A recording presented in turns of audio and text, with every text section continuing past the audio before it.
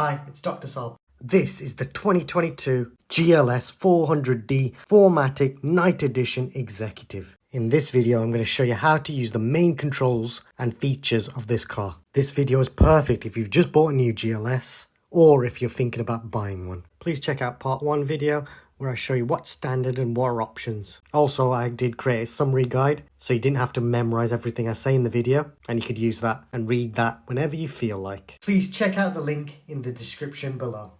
If you want to learn about what is standard and what are options, please check out my video either from here or from in the link in the description. I want to say a big thank you to Lucas Mercedes-Benz Wolverhampton for allowing me access to this amazing car. First, I'm going to open the petrol cap, and to do that, make sure the car's unlocked.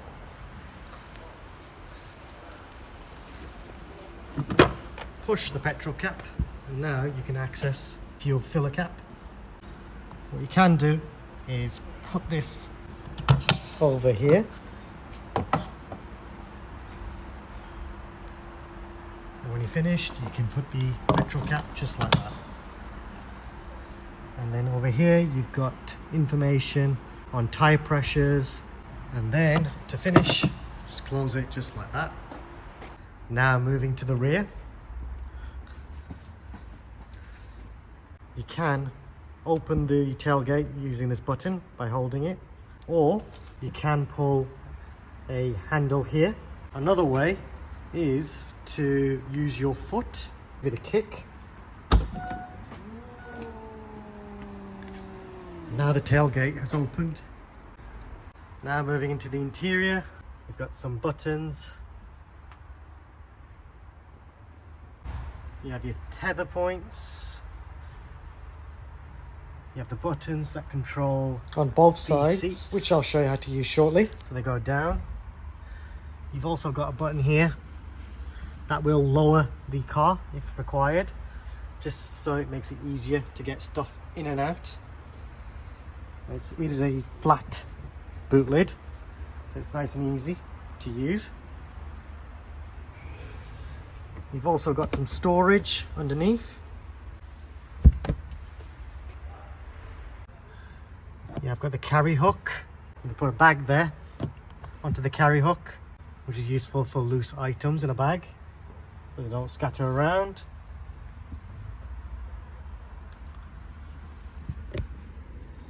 Cigarette lighter. You've got your tether points. You've also got this parcel shelf. You can move the parcel shelf to that part so it covers the whole boot area if required.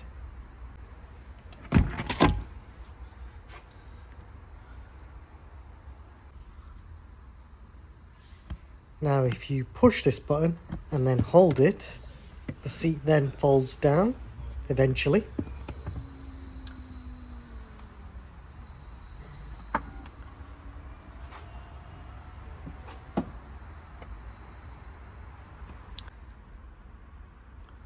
You've got the same buttons on this side. That's quite useful as well. You press this button,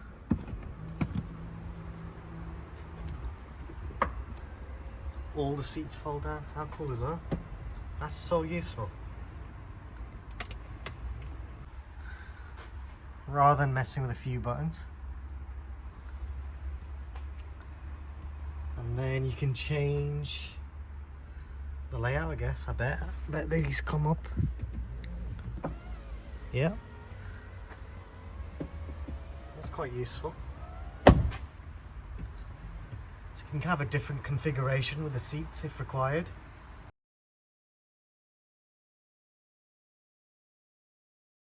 So this side controls the middle row as well, which is quite cool. So if I pull this,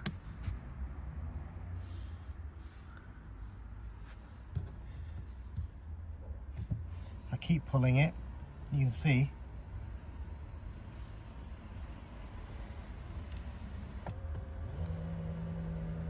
very useful. I like that a lot. And then press that, then all the seats will come up as well, which is very useful. Generally love that. You've also got your tether hooks here.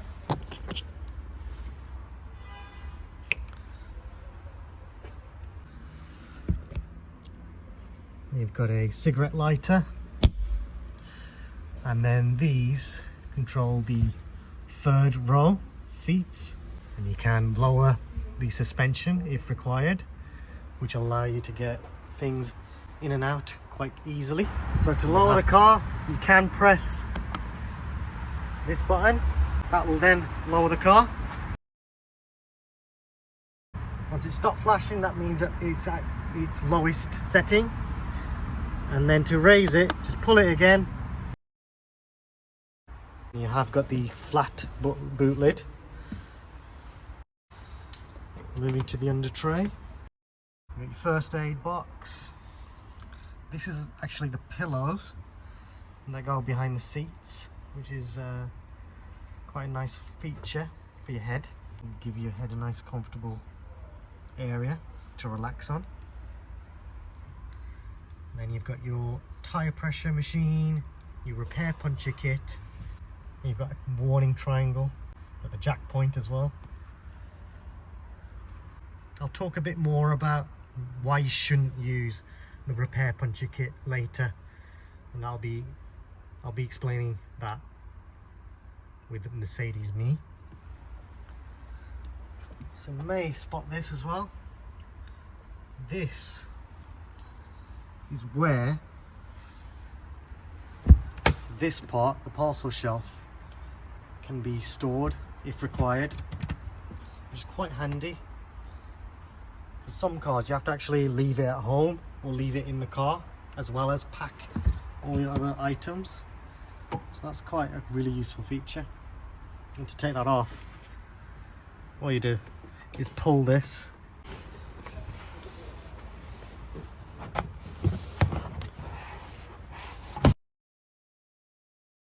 And then to put it back on, you just do the opposite.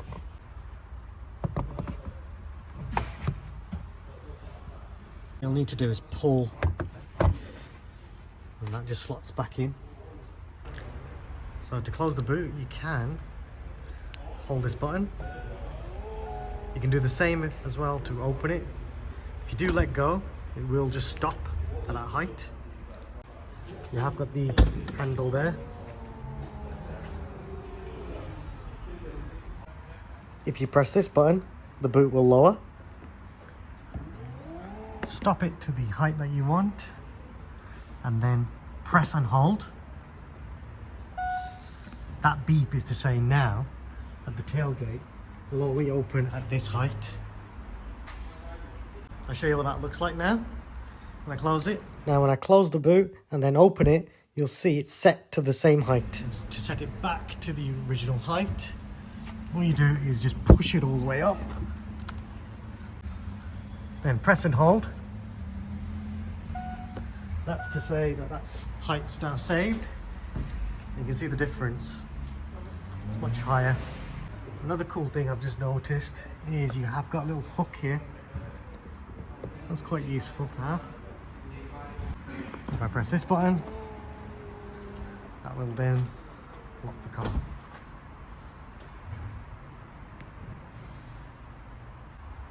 I just wanted to show this feature again, showing how to use the electric tailgate using your foot and doing like a kick kind of movement just under the car.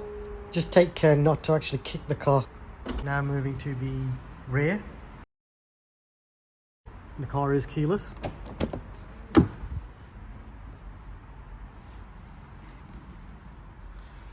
got the child locks. Push it up to engage the child locks. Push it down just to be a normal door.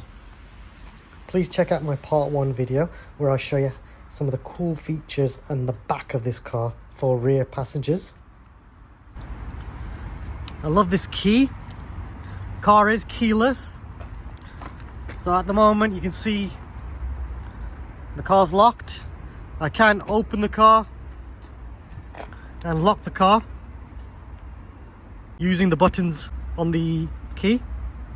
I can also open the car keylessly.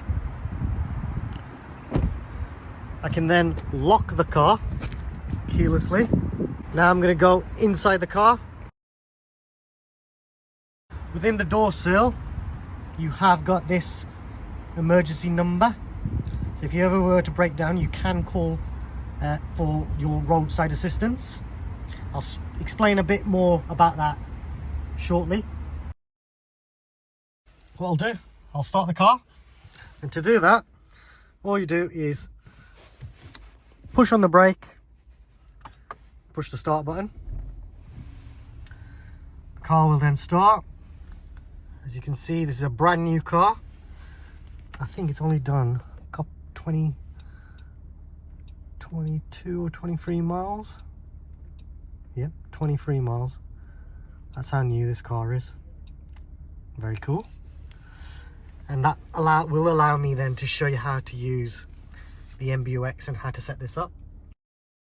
Now moving to this side, so you've got seat controls here. If I press this button, I can then control the passenger seat, which is quite cool.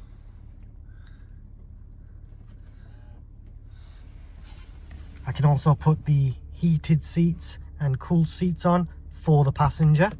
So if I press that, you'll see the lights on the switch. If I put the heated seats on, you can see it's now red, and then I can switch it off. That's pretty cool, that is. Very useful feature to have.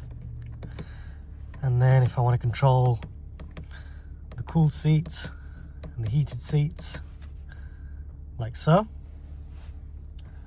Now to adjust the seats, what I might do actually, I'll show you on the passenger seat. So if I push this, you'll see the thigh support will extend. And if I push it all the way down, that decreases. If I then press and pull, you'll see I can control different parts of the seat. So if I raise that, I can lower it.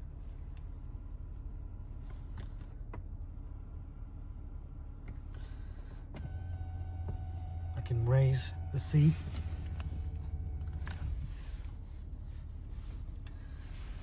I can also move it forwards and backwards. I can also move the headrest.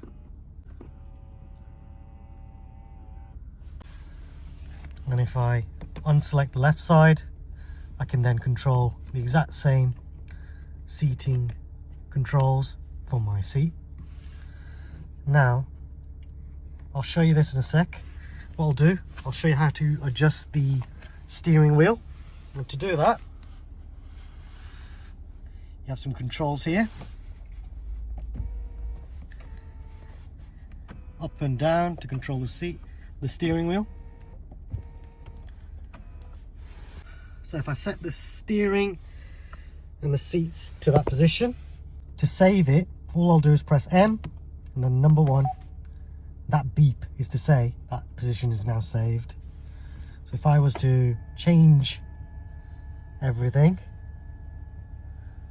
you can see that I'm lowering.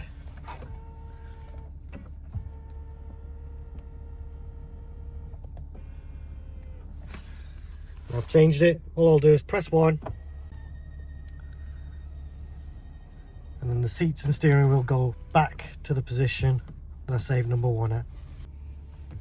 Now moving down, I can lock the car and unlock the car if required by pressing these buttons. You've got your electric windows, and then you've got the lock button here to prevent rear passengers from opening their windows. You've got the controls for the mirrors. If I press this button, you can see that will fold the mirrors. If I press it again, it'll unfold. And to adjust the mirrors, select which side, and then you can adjust the mirrors like so. Another useful tip, if you engage reverse, then select the left side. You can adjust the left mirror to that position, and that will then save that mirror position for future reference. So every time you press reverse, it will then lower. And you can see now it's rising. It's rised because I've pressed park. Usually when you put the car into drive, the mirror will then go up a bit quicker. You have got a button here to control the rear tailgate. If you press that, that will then open the tailgate. You have to push it to then close the tailgate, and if you let go of the button, it will stop.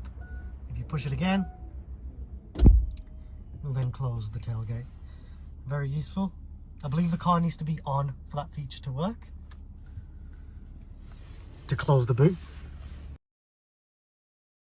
Moving away from the door, you have the lights, and usually I just leave it in auto. And then to adjust the instrument cluster brightness, you would have to do that when the lights of the car are on. So in the dark, really, you can adjust the instrument cluster. And then to put the full beams on, if required, you can do that by pressing this button here. This button is to release the handbrake. So I've got my foot on the brake and pull to release. You'll see that little light go away. If I want to put it back on, push. The great thing about this car is it has got automatic handbrake, and I'll show you that in a sec. What I'll do first, I'll show you how to use the gearbox. So to put the car into drive, put foot on the brake, push all the way down, and you can see as soon as I did that, the handbrake is released automatically. If I touch it just slightly, the car is then in neutral and I'm getting a warning. If I push it all the way up, it's now in reverse, and then the reverse camera also pops up, which is useful. And then to put the car into park, all I'll do is push this button. Now the car is in park. And when I switch off the car,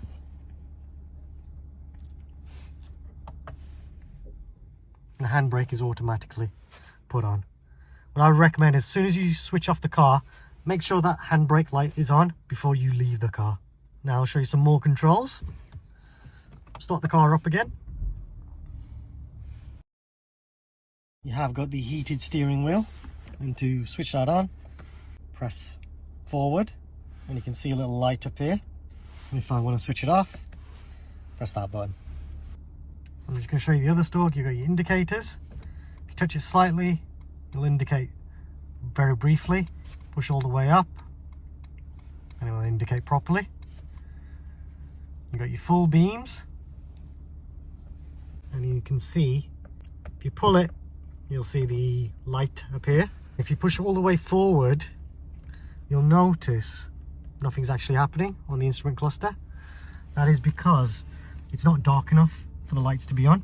But if I want to manually put the lights on, I can, like pressing that button. And then, as soon as I push it, I've got the automatic adaptive lights. Switch that off. And then, you've got your automatic wipers. So at the moment it's set off. If I twist it, it will then put the car into automatic wiping mode. This is a faster automatic wiping mode. And then if you want to just control it yourself, just push all the way, and you can see the wipers will then just constantly wipe. So pushing this controls the rear windscreen. If I push this, that will then clean the rear screen. If I push this, that will then clean the windscreen. And I'm just going to show you the controls on the steering wheel. This side controls that screen. This side controls that screen. So you can see I've got a little touchpad here. I can control the screen with touch screen if I want to. I also have a touchpad here, which is useful. You can also say, "Hey Mercedes," change the ambient lighting, and then the ambient lighting will change. At the moment it's switched off.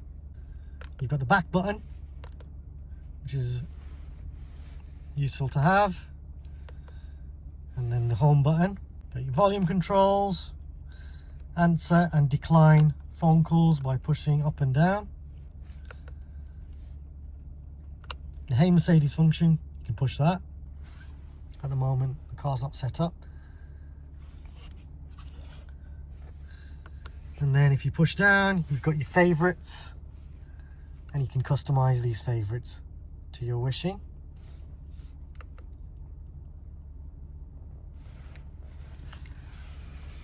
Moving to this side, you can customize this screen.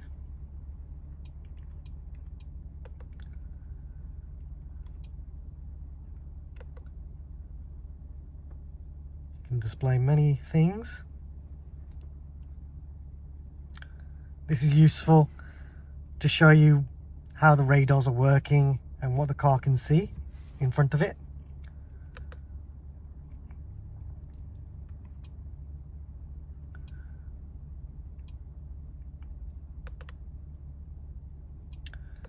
You can make phone calls from this screen. You can display your sat nav here.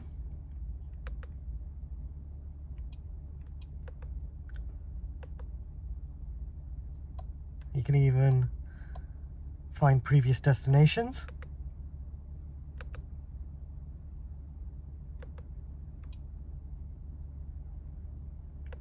And you can select previous destinations from this.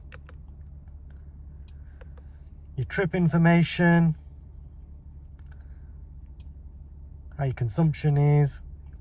If you're driving economically, the car can tell you that.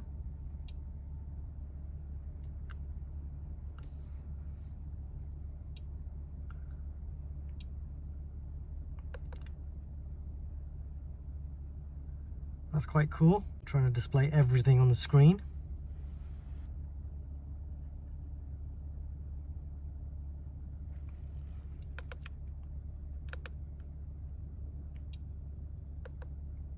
Can change the radio from here, very useful.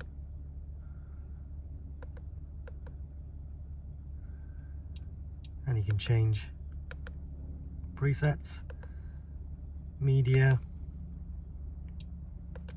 styles and display, got sport, and you can see that it changes the theme even for the other screen, which is quite cool.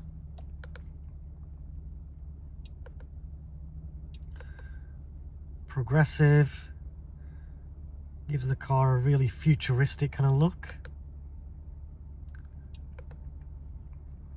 Understated.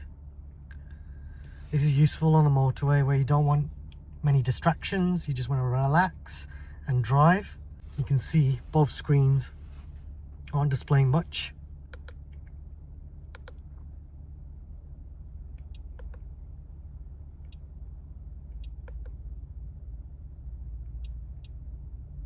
And that's quite cool. So you can have the standard information there.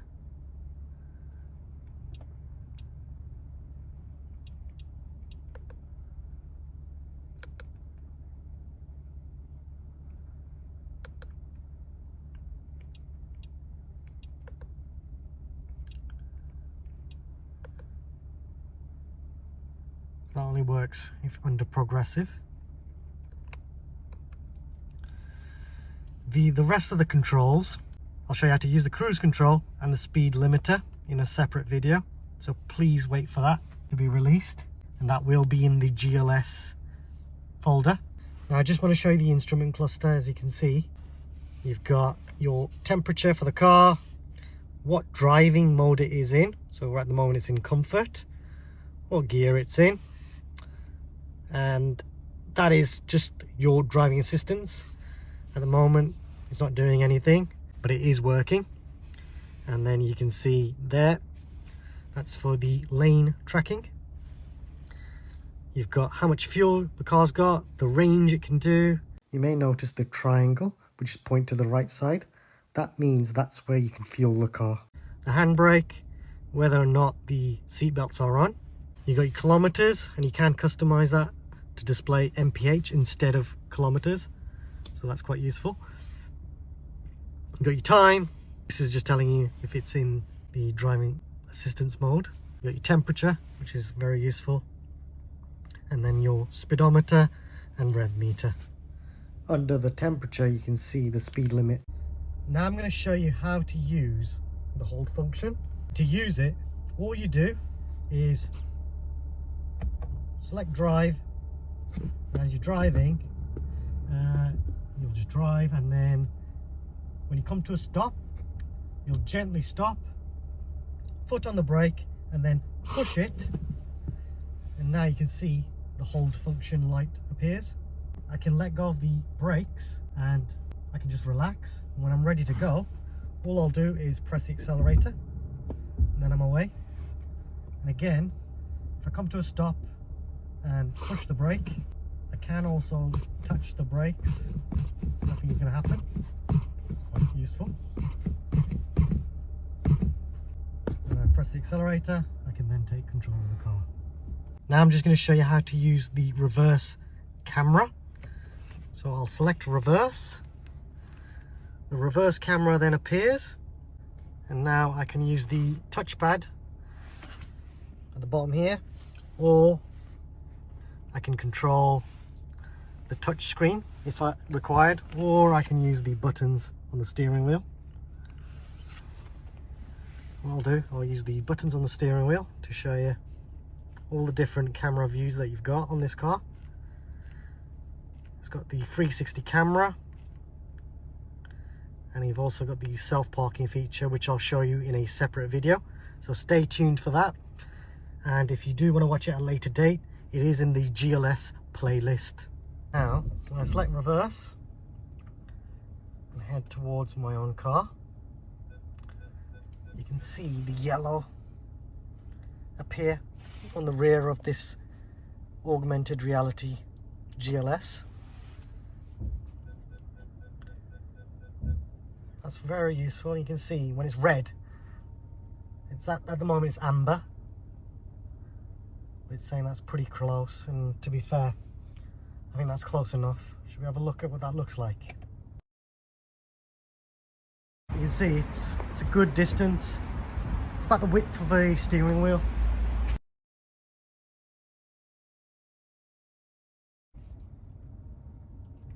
You're going to pull away, and you might notice you can actually switch off the parking sensors from here as well. So if I press that, now the sensors aren't working, but I want to keep that on.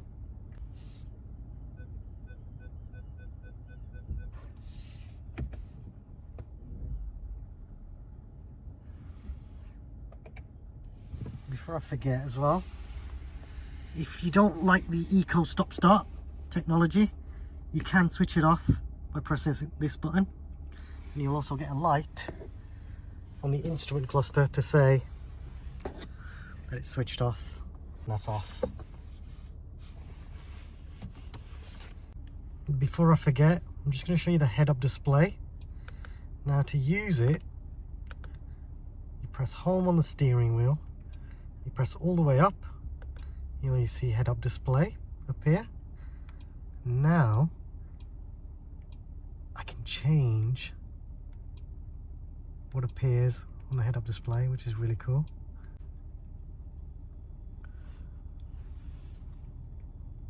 If I go back, press back, press back,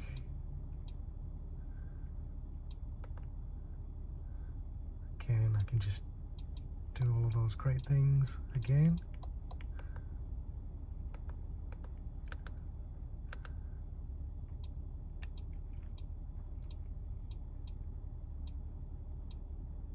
And if for whatever reason I don't want the head-up display, I can press that button there and it goes away. Very useful, I think. If I want it to reappear, which I do, I love head-up display.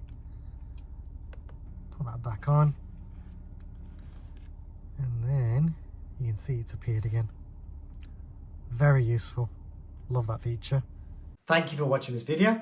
Please subscribe as it helps me and the channel grow and create even more content. Please like this video. Also comment if you have any suggestions or questions. Check out the GLS playlist for more videos related to the GLS, including a video on what specification this car has in the video. Some of the videos in the GLS playlist will be of the GLE, but the features will be the same, so hopefully it helps you out too. Hopefully I'll show you soon how to use the self-parking and cruise control features, so definitely check out the playlist for those videos. Now I need to apologize because I realized while editing this video that it was going to be a really long video. Let me know if you would have preferred a shorter video because I might be just giving too much information. Check out part 3, which should be ready next week, where I show you how to use the infotainment in more depth and some of the really useful features. There is a new thanks feature. If you want to donate to the channel, then please feel free to use this feature, and any money raised from YouTube will be used to buy more equipment. Thanks for watching.